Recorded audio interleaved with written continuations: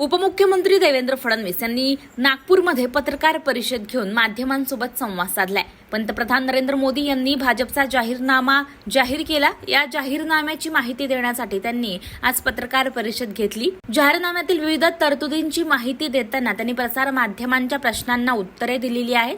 दरम्यान शिवसेना उभाटा पक्षाचे खासदार संजय राऊत यांच्यावर त्यांनी टीका केली आहे। दरम्यान राऊत यांनी मुख्यमंत्री एकनाथ शिंदे यांचे पुत्र श्रीकांत शिंदे यांच्यावर गंभीर आरोप केलेले आहेत। श्रीकांत शिंदे फाउंडेशनमध्ये संशयास्पद आर्थिक व्यवहार होत आहेत, याबाबत चौकशी करण्यासाठी राऊतांनी पंतप्रधानांना पत्र देखील लिहिले। याचबाबत फडणवीसांना प्रश्न विचारण्यात आला तेव्हा फडणवीस यांनी म्हटलंय की कोण संजय राऊत, तुम्ही माझ्या क्वालिटीच्या लोकांसंदर्भात प्रश्न विचारा, प्रश्न विचारताना माझा स्तर तरी पहा, असं फडणवीस यांनी म्हटलेलं आहे। संजय राऊत यांच्या आरोपांवर फडणवीस यांनी बोलण्यास स्पष्ट नकार दिल्याचं पाहायला मिळालं।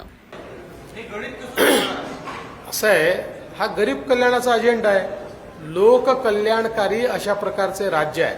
आत्ताही कोविड पासनं आपण दरवर्षी MSP वाढवली आणि तरी देखील कोविड पासनं आपण मोफत अन्नधान्य देतोच आहे।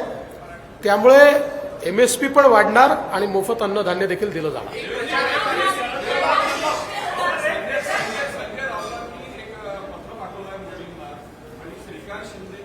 कोण संजय राऊत हो, तुम्ही काय क्वालिटीच्या माणसांबद्दल थोडंसं विचारा,